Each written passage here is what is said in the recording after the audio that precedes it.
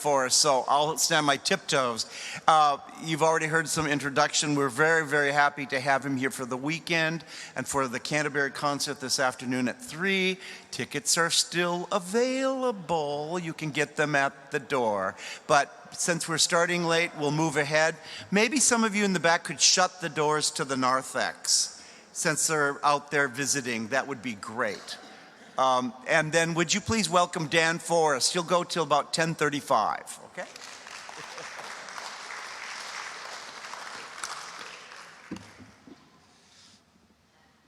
I'm going to try to get sort of centered here.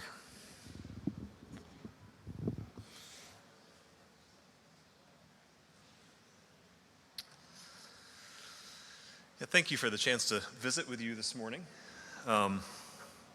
It seems a bit uncommon sometimes for Christian and artist to go together, those two words.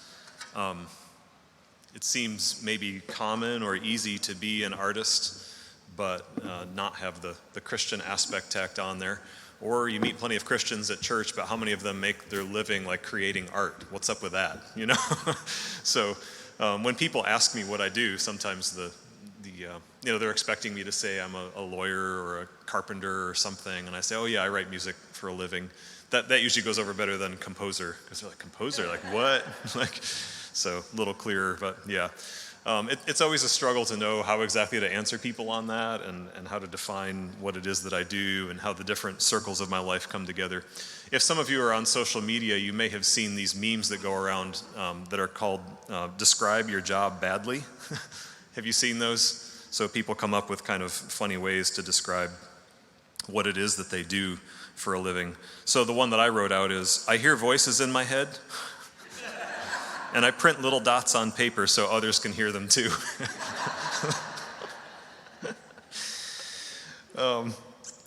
In all seriousness, what is it to be an artist, to be a Christian, to be those two things? A lot of times people say Christian artist. I have a friend who likes to say artist Christian, changing like which one is the important word and which one is the adjective that describes it. You know, either way, both of those describe parts of what I do.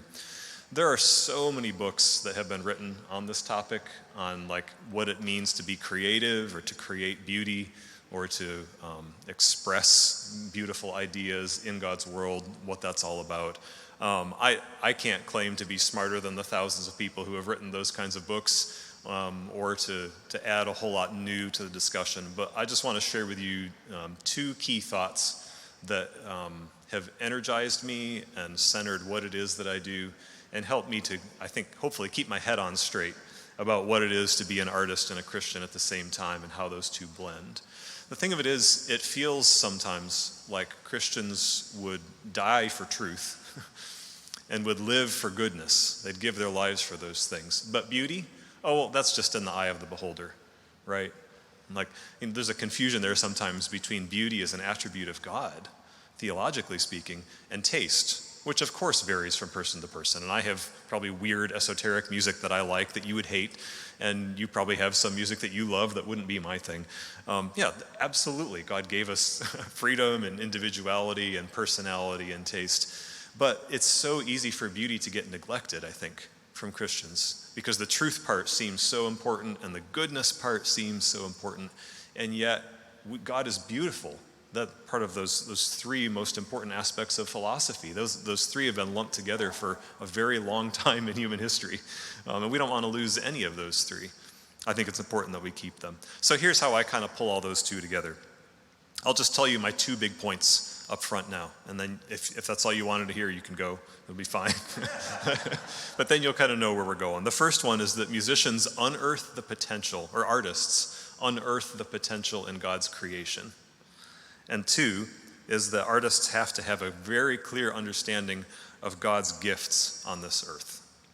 Right? Those probably sound not very revolutionary, not very earth-shaking, but let me try to apply those to art for you. First of all, unearthing the potential in God's creation. I think that God created everything. And a lot of times when we teach that to kids in Sunday school or whatever, we put up probably a little flannel graph, of Or we sing the song, rocks and trees and skies and seas. And we picture God making the animals and making the birds and making the sky and making the sun. And then he made you and me. Yay! And all these things are true. But God made so much more than that. And a lot of times we lose a sense of what it is that God has given us richly to enjoy in his creation. I just have a random list here of things that fascinate me. What about the math that governs geometry? Or even art, or the way that equations work? We homeschool our kids, and we're constantly looking at the way all these numbers work together. Who made those things? Who put those together like that? If you're familiar with the end of Job, where God challenges Job and says, who made this, or who told this kind of animal to do that, or who is it that sets up weather patterns, or all those things? That's kind of what I'm trying to do here, but on a broader level than just like all these animals and nature stuff. What about the golden mean? Any of you ever wrestled with that? Maybe in architecture, or it affects like Greek and Roman architecture. It affects the way that leaves come off the stems of plants. It even affects musical form. It shows up in high-level theory studies in terms of like where the high point of a piece is and the proportions of one part of a piece to another. It affects all that stuff. Where did that come from? I'd say that's a reflection of God. Who gave us joy and laughter and humor at a bad pun? Who made us to respond to those things? That's a reflection of God. That's part of what it is to be an image bearer. What about the joy of a dog playing fetch? Or who made your dog happy when you come home? Who taught your dog to do that? Where does that almost like, feels like personality almost, right? Who gave even animals that kind of emotion and joy and response to situations? What about the unique experience of human love, which is so much richer than a merely naturalist explanation could account for? There's so much going on there, and it's so rich and worthwhile. What about, do you ever get goosebumps on the back of your neck when you listen to a beautiful piece of music? Like, us musicians know what that's all about. Yeah, lots of you are nodding your heads.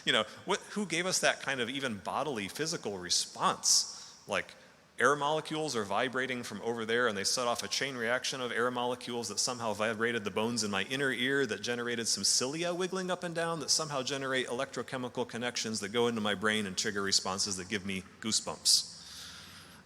Phew, I need a breath. Yeah, where did that come from?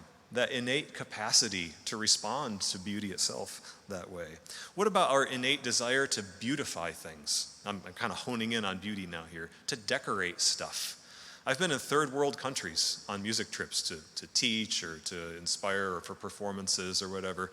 I've been in really poor sections of Manila, in the Philippines, for example.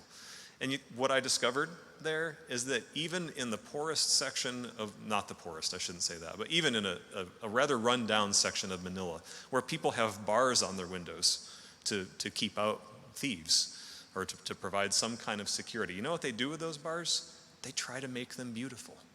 Nobody puts up like ugly iron, this is a really random thing, but it really hit me when I first saw it. Nobody puts up like prison bars. They're always trying to make them look beautiful.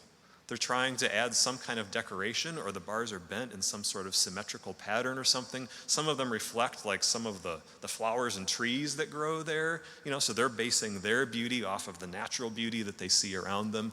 Like, everybody wants to beautify things. Look at us sitting here in this space, surrounded by beautiful glass and rich wood tones and a soaring roof and this beautiful cross behind us and the windows on either side and that little glint of mirror that goes down the back of the cross so you can see the light there reflecting back. That's so wonderful, And it says something about God. Even cathedrals in Europe were designed this way. You're supposed to walk in and go, whoa, it's not all about me, is it? There's a human response that comes that way. So who gave us all this response? Well, I would argue all of this is creation, and all of it is creationally good. I have a longer list here that includes things like the amazingness of concrete setting up. I don't know how that happens. Wood carving, spreadsheets. Some of you like spreadsheets, right? Landscaping, glass blowing. I'm the landscaper part. I love gardening. Glass blowing, poetry, lasagna. Like, who made it that we could put that stuff together in such a wonderful way, and that we could find so much joy in doing that? Every single one of these things, my point is these are all given to us from a good and loving God who is reflecting himself in all these things. So all of this is in Genesis when we say that God created everything. It's not just the rocks and trees and skies and seas. It's all this goodness. And it's also so much potential. Like the lasagna, I don't think happened in the Garden of Eden, figuratively speaking. I think it took us a while to figure that one out. Or even the iPhone, I'm delivering from this today. I think God rested after his creational work, and I don't think that somewhere in the late 90s or something, God said, you know what, let's do a little more creating. Let's give Steve Jobs some materials and some ideas, and let's create a little more. No, I think it was all there. It just took us that long to figure out the potential for it, that we could collapse all that stuff, for better or for worse, into this little box that we carry around and that can do so many things for us. I think that's creational potential being unearthed and brought out. So God gives us all this creational potential, and then he says, have dominion over it. Like, subdue the earth, bring out its potential. Let's figure out what all is in there and what can we do with the silicon that I've given you in the earth, that eventually you'll make semiconductors out of, and you'll figure out how to do that. That was there from the beginning. That's God's provision of potential for us. Now, let me finally bring this into music. You're like, this guy's talking about lasagna. I thought he was here to talk about art. Yeah, I am. Because I feel like my job is to unearth the potential of music that God has given us creationally. People look at a composer a lot of times and they'll call a composer a creator, right? And there is a way that I, as an image bearer, created in the image of my creator God, create things in the same way and thereby reflect him in that particular way. The same way that you, whatever your vocation may be, reflect God in the way that you do your job. Mine just happens to look a little more like creating stuff, right? But even I'm not creating things out of nothing. I'm taking what's been given to me and finding the potential that is in creation and trying to bring it forth in a new way to the very best of my ability. And we see that happening even later in Genesis, right? It's like Genesis 11 or 12, that there's the father of metallurgy, and there's the father of, I don't know, it's like agriculture or livestock or something. And then the one that the musicians always go to is Jubal, who is the father of those that play these musical instruments, right? So even there, like only a few chapters later, we see people bringing out the potential in creation. God gave them this stuff, and they're making stuff with it. Right? And by doing so, they're reflecting their creator who creates, who beautifies, who exemplifies himself. They're bringing out the potential and all this goodness of creation, and thereby glorifying their creator. The second thing then is that musicians or artists of whatever sort have to understand God's good gifts on this earth. And this can easily go wrong. I grew up singing the hymn, "Turn Your Eyes Upon Jesus." Do you know that? And there's this line. It's a nice hymn in certain ways, but there's this line towards the end that I always hated singing. Can I confess that? We would get to the end in church and we would do this. And the things of earth will grow strangely dim in the light of his glory and grace. And I thought, man, there's so much on this earth that I love, but I guess it's supposed to be dim. And then I would read verses that said, nothing is to be rejected, but is to be received with thanks. And God has given us all these things richly to enjoy. And I thought, well, that sounds good, but it's dim. I'm like, I've just got to keep it more dim. All right. Now, I understand what the writer of the hymn is trying to say there, and I'm not trying to rip on, I don't even remember who wrote the hymn or the text. I understand what we're trying to say there, that the treasures of knowing God are worth more than anything on this earth and all that kind of stuff. But it doesn't mean that we walk around this earth being ascetics or withdrawing from culture or refusing to try to take what God has given us and try to create more beauty out of it. I read a good book recently that changed the words of that hymn. It said, "The things of earth grow strangely bright in the light of God's glory and grace." And then he went on to say, "The sinful or fallen things of this earth grow strangely dim." Yeah, that's scriptural.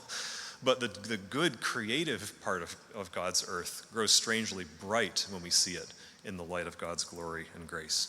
The other way that this can go wrong is that we get afraid of idolatry. Like, so here I am as an artist, I'm a composer, I'm supposed to create music, but man, what if I start loving my job more than I love God? Or what if I start loving music itself more than God? So I better kind of hold back a little bit, right? And I've been in more secular situations frequently where conductors will say things to their choirs or to their classes or whatever about, like, if you can't give your entire life, your entire self to music and make it the only thing that you live for, they use like these really overblown things trying to make their point. And again, I get the point that's trying to be made there. And if you said like the vocational part of what you do, or if you like compartmentalized that in some way, it would make sense. That often makes me a little uncomfortable because I feel like what they're saying about music is they're kind of ascribing language that I would want to use in terms of my faith and my creator and my redeemer, not just my art. But at the same time, does that mean I have to create second-rate art? So like I got to just like hold back here. And I felt that way for a long time. Like, man, I have these other colleagues who can just like give their whole lives to art, and I have to kind of hold back a little. I can't give that much. It felt like a zero-sum game where you only have so much to give, and if you're going to give some of this to God, then you can't give as much of it to music as well. But what I had to realize eventually is that faith is not a piece of the pie, So I took a piece of pie out and gave it to art, therefore there's not as much left for faith. That's just the wrong analogy. The much better analogy is more like the bedrock beneath my feet. It sounds like the wind beneath my wings or something. But yeah, there's this foundation, I'd like to think, underneath what I do that gives me a clearer vision of what I do, that gives me strength and grace and hope and light. And I don't have to make demands of music on its own that it maybe can't live up to. Music is like one of the very best things on earth, but it's a terrible savior. It can't accomplish like those kind of eternal needs that we have. It plays into them for sure, but it can't ultimately be my God. All right. An analogy I like to use with this is giving Christmas gifts to my kids. Probably lots of you have given gifts. There are two ways that this can go wrong. If I, say I want to give one of my kids this gift that I think they're going to absolutely love. So I wrap it up and I have it all set under the Christmas tree. And Christmas morning comes and the time has come and they're allowed to open that gift. So they rip it open.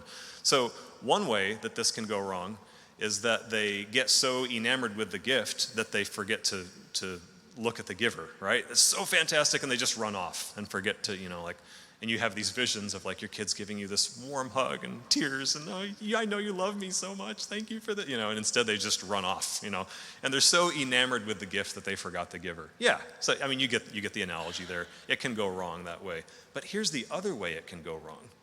What if I, as a loving parent, as a good father, you see where this analogy is headed, try to give my children good gifts, and it's something that I think will benefit them and be for their good and for their joy and help them know how much I love them. And then they open the gift and they're like, oh yeah, all right, cool, whatever. Anyway, or they're like afraid to play with it in some way. My analogy starts to break down. But do you see how that would happen with me and art? If God has given me these things richly to enjoy, I mean, that's scripture speaking right there. If God has given us those things for that purpose, and then we just take them and kind of just play around with them a little bit, kind of half-heartedly, but we're kind of afraid to get into it too much because it might just, I don't know, whatever we think is going to go wrong. No! Like, that doesn't honor the giver. That doesn't honor our Father who gives us, the Father of lights with whom is no variableness. The way we best honor him is to grab those things and to make all that we can of them. And our enjoyment in those things is enjoyment of the giver. And like I, as a father, am so pleased, and I find so much joy if my kids find joy in what I've given to them, because that's what that gift was designed to do. All right. So this helps inform, like Francis Schaeffer said, the famous Christian philosopher and artist said, the Christian is the one whose imagination is free to fly beyond the stars. I love that quote. I'd like to think that as a Christian artist, maybe my imagination might even be a little more free. Doesn't mean I write any better music than my colleagues who are not people of faith. It's not like that at all. God sends his common grace and his gifts on the just and the unjust, and it's not a measure of personal righteousness. If you love my music, then I must be really holy. That's not the way grace works. All right, so I'm not trying to imply the wrong thing there. But I'd like to think that my imagination for this knowledge of God is maybe even more infused with joy and more settled, and that I'm in a richer and fuller place in life from which to try to create music because of my faith at the same time. You probably also know the famous quote from Eric Liddell, the Olympic runner, who said, "God made me to run fast, and when I run fast, I feel his pleasure." I'd like to think that God made me to write music, amongst other things. I have other roles that I play in life too, father, husband, other stuff. But in terms of my vocation as a composer, I'd like to think that when I write well, or that when choirs sing my music well or something, that I feel God's pleasure in having done what he made me to do. And that goes for you too. I mean, I'm speaking up here as a composer, because people are like, whoa, that's a weird job, like we said at the beginning. But at the same time, whatever your job is, your vocation, whatever, it may be something that you're really passionate about and you love doing. It may be something that feels kind of monotonous and that you have to go to day after day and just do it to put food on the table, or you question whether it's even your sense of calling or something. Whatever that vocation is, like, do it wholeheartedly, knowing that as you do what you've been called to do in this moment at that time, that you do it with joy and with an eye towards the Lord who is glorified as you pour yourself into it. So I hope that broadens out some too for you, like even if you're not necessarily composing at the moment. To finish this, and then I'd be glad to just converse with you. We'll have like 15, 20 minutes or so. So if you have some things you want to ask or talk about, I like that more than just like delivering a speech at you. So I want to share with you what's on my website. I have a little bit of apologetics on my website for my faith as an artist. And I try to word it carefully and winsomely and beautifully. But these are words that I feel like I could share with anybody, whether they share my faith or not. And this is how I talk about what I do. There's 4 points on here.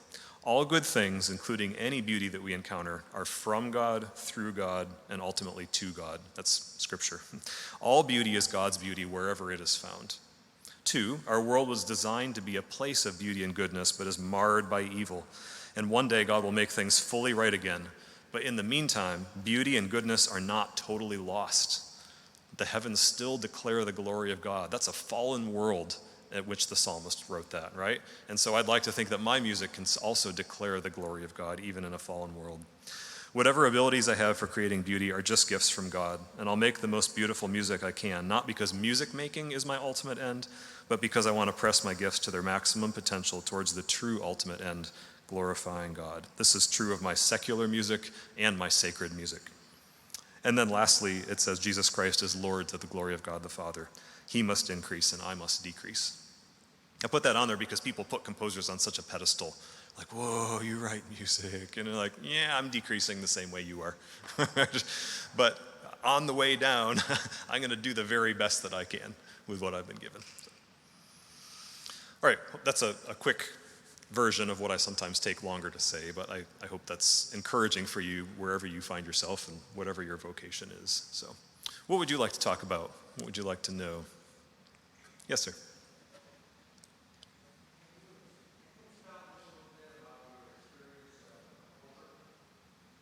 Do you have anything specific about what you'd like me to? My experience as a composer. There's a lot I could say there. What angle can I take on that? My typical daily routine is to try to come up with some good ideas and probably throw most of them out. It's a lot less sitting down and like closing my eyes and finding some golden, inspired, perfect idea, and much more like coming up with lots of hay, but looking for a needle in the haystack somewhere, and then trying to throw out all the other stuff and just keep the good stuff. And that's not just me. There have been lots of composers through history. Beethoven is famous for that. He has these sketchbooks of all these ideas that he just scribbled out and decided not to use because they weren't great. I'm always trying to reject the ideas that are decent, pretty good, or even quite good.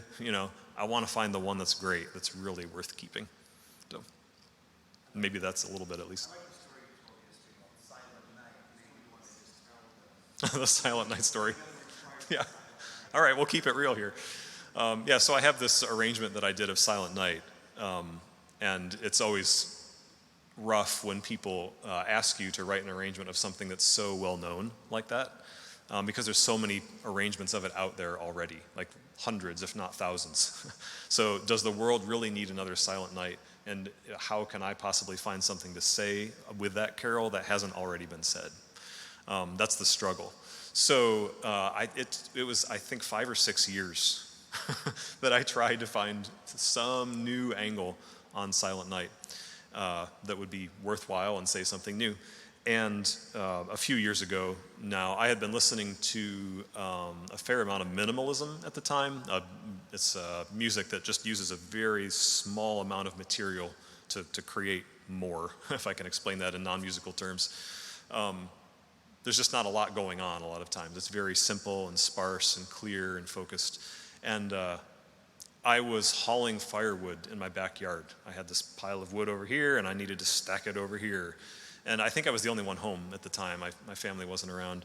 And so I had an armload of wood, and I was walking between the messy pile and where I was trying to pile it up, and I just had this moment where I heard these slow ascending quarter notes. This would make more sense to you if you actually heard the piece, but just very simple. And I thought, boy, that could maybe work with Silent Night. It was almost Christmas time too, by the way, so I was sort of in a Christmassy mood. And so I just stood there kind of holding this pile of firewood in my arms, thinking about like how those two lines would work together. Like, could this line of music that I'm thinking of, can that work? This is my air piano here. Can that work with Silent Night? And it really was. It was coming together. So I'm just standing there. If anybody had been watching me, they would have thought I was just the weirdest. Like, that's how composers get their stereotypes, right? Like, composer stands there with firewood and stares off into space thinking about Silent Night. There it was. So that's just random. I mean, I don't always get great ideas hauling firewood. Sometimes it's driving in the car. Sometimes it's just when I first wake up in the morning and my mind is sort of clear. You never know when something is going to strike. But yeah, sometimes it's very mundane and normal life where like an idea that might actually be great shows up.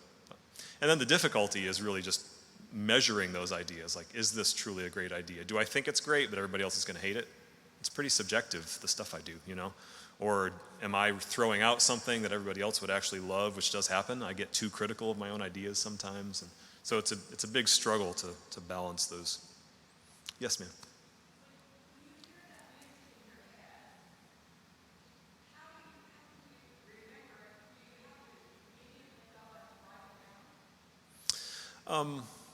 If it's more than just a little bit, I jot it down in some way. Yeah. Well, I actually just keep my phone around these days. Yeah, so I can just jot down ideas or write down scale degrees or something. There's also voice memos, which, like in teaching, we encourage composers to use a lot because you can just whistle or sing or just like almost like a doctor just like dictates notes to his secretary or whatever. You can just dictate notes to yourself, like, hey, on the second stanza, I think the women could sing that part and have a descant, and the B theme from the introduction could show up underneath that. Click, And then later on, I'm like, what was that thing? And then I have it written down. Yep. I will say that a really good idea normally settles in and sticks. If it's a really worthwhile idea, it's hard to forget it.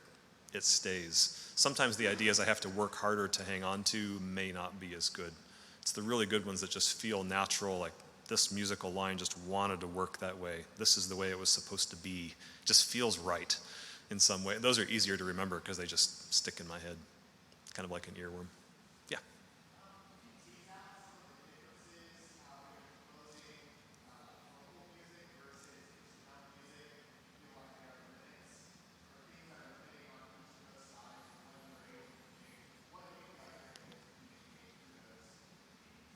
Yeah, so difference between like writing music for voices and for instruments. The big difference, of course, is that for voices, I'm setting words.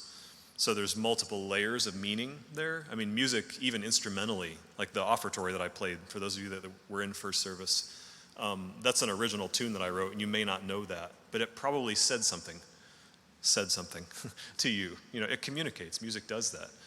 But if I'm setting a text for people to sing, then of course that text is saying something propositional as well. So the beauty of vocal music is that like the combination of those two is more effective, I believe, than either of them on their own. Like if I just played some notes that were pretty, you'd say, oh, okay. And if you like read a poem or read a hymn text, you'd say, oh, okay, that has some meaning. But you put those together and it takes on a whole life of its own and says a lot more than either of those could on their own. Having said that, though, I'm sort of in this game for the richness of what the musical side of things can do. And my earlier training is as a pianist. So I'm very much kind of an instrumentalist at the root of what I do. So I love writing instrumentally as well. I don't necessarily, you mentioned limits. I don't necessarily feel like either of those I don't think of them as limitations so much. I mean, there's limits of range on the human voice. You can only sing so high. You know, the piano can only play so many notes at a time, or a violin can only go so low, or, you know, whatever the case may be. But those aren't necessarily like hindrances. This is what I have to work with. Now, how can I speak with that voice as effectively as possible, knowing what you have available? So I think there's so much commonality between the two. There is a certain way that like a certain type of musical line will work well for violin, and it might not feel good under the fingers at the piano. Or there is a type of, like you can write things that feel, if you're writing vocal music at the piano, you can write things that feel really good under your fingers. Oh, this just plays itself. But then the vocalist goes to sing that. And I'm like, oh my goodness, I can't find this pitch, and I'm just tempted to go flat on that, and I can't hear that. You know, the piano is easy because you just press down a lever, and a hammer goes bong and hits some strings, and there you go. With the voice, you have to be able to hear it mentally, and then you have to translate what it is that you're audiating mentally into your vocal apparatus. And then you have to trust that vocal apparatus that when you move air across your vocal folds, the right note is going to come out. That's challenging. There's a lot going on there. It's probably the most, I mean, without doubt, it's the most complicated instrument that you could possibly play. You know, so you have to know your instruments, I think, whether it's the voice or the piano or whatever, and write well for those. But they all contribute such great beauty, and there's so much commonality in a beautiful line. If a beautiful musical line can be sung or played or whatever instrument, and there's some just common characteristics, I think, of what makes a beautiful melody, or I guess I'd have to stick with melody here if we're talking instrumental. But so I don't know, I'm just kind of rambling. There's a lot of commonality. There's a few limitations, but I don't see those as problems. I kind of relish those because they help me find new ways to do things. Yes, ma'am. So when I hear music, I see Yeah, a lot. sure. But you hear music, you hear specific notes. So why would there be such a difference? Yeah, you could say it might just sort of be the curse of knowledge. Like, I know what it is that I'm hearing, and I'm probably thinking technical thoughts about it, whereas your natural response that you go to is more just, oh, this is what I see when I hear. We're both making connections. We're both taking things in with our ears, which is one of the weaker ways to understand this world. We often want to convert that to sight, right? We want to know what's going on. This is a little bit of an aside, but it's fascinating to me that the opposite of faith in Scripture is not hearing. Like, faith comes by hearing, but we walk by faith and not by sight. The analogy was never like, we got to walk by faith. Don't be tempted to just go by what you hear. You know, we don't rely on our ears that much. We rely on sight that much. And yet, music is so powerful. Like, I'm guessing, I may be wrong, you've probably been moved more in your life by art that you've heard, like music, than art that you saw, like a sculpture or a painting at a gallery. Some of you may be visual artists and you're all into that. Awesome. You know, but the average person is probably more likely to be moved by what they hear. So it's harder to nail down, and we're constantly trying to convert it and trying to understand what it is that's coming in because it feels so vague and ephemeral and hard to grasp. But I think you're interpreting that like, I can make sense of this by connecting it to a scene or something visual. I'm hearing it and saying, oh, I can connect and make sense of this by like being technical about it. Oh, this is that chord progression. Oh, this is how those two lines worked together, or whatever the case may be. But the truth is, you have some musical understanding at some level too that does inform what you hear. And I can connect to visuals as well. I have some pieces that are very visual for me. So I think we're all trying to take what it is that comes in our ears musically and trying to make sense of it and trying to connect it to other things. That's part of why people like having me in, because they want to make a deeper connection with the music. Like, what made you want to write that piece? Or what was your inspiration behind this? Or is there a story? We always want to just ground music in something that feels more rooted in our experience. And that's fine, it's great. But we all listen to music that way, I think. It's kind of a big non-answer to your good question. I think we're all trying to make sense of it. I'm a big believer in the healing power of music. What's been your experience with that through your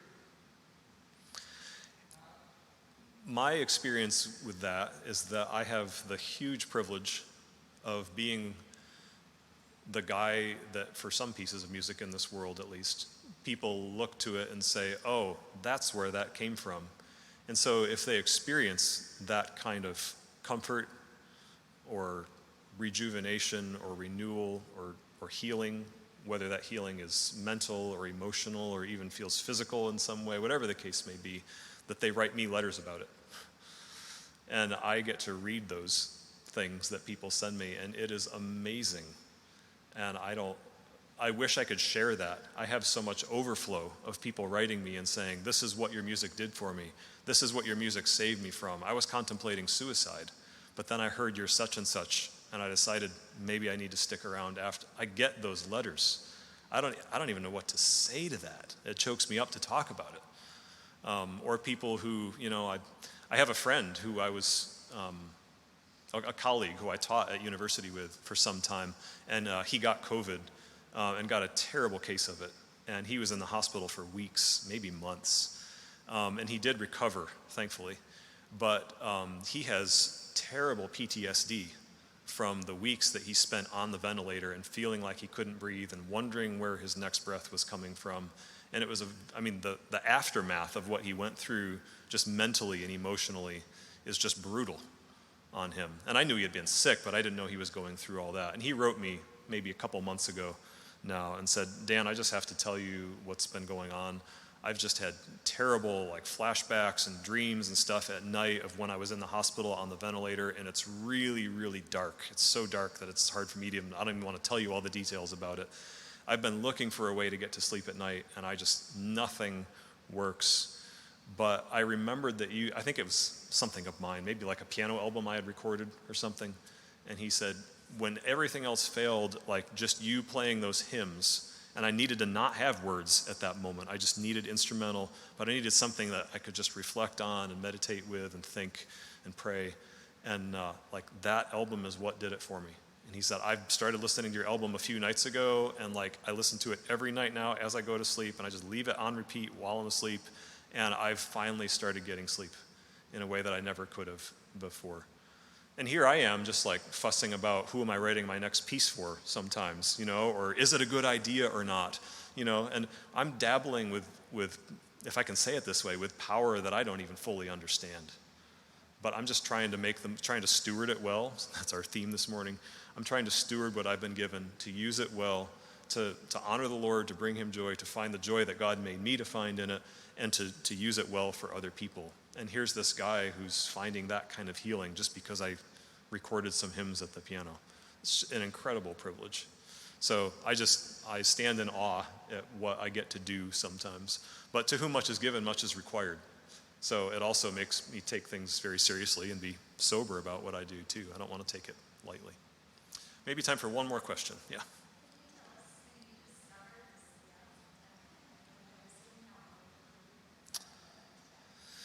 Yeah, my path towards composing, I was telling the choir this morning, there was not really one blinding moment where I was like, oh, I'm going to be a composer. I started playing the piano. It came very, very easily for me. It was just obvious, there was gifting there. This is what I was supposed to do. This is fourth grade. In 6th or 7th grade, I started playing the piano in my church, playing preludes and offertories and accompanying congregational and things. And those experiences, I got to do that because there was some gifting there, but then those experiences fed that gift so much and just it all just worked together for much good for me, and I'm thankful. Somewhere along in there, I just started playing notes that weren't on the page. And ever since then, I've been making up my own notes. That's really where it came from, is just improvising at the piano and then learning more about the voice and other instruments and wanting to make up notes for them too, instead of just for what I was playing at the piano. So it's just kind of gradually morphed. My earliest true arrangements are probably in high school, somewhere along the way. In college, I did degrees in piano performance, but I was having just as much fun writing music as I was performing. And then somewhere in grad school, during my master's, I was really getting tired of the whole conquer the world on your piano bench thing, and finding much more fulfillment in working with choirs and writing music for what I consider to be the very best instrument. This voice, not in me, but in some of you, is the truest and most pure, and it's where I want to be, even more than hanging out with the people that play that thing. So.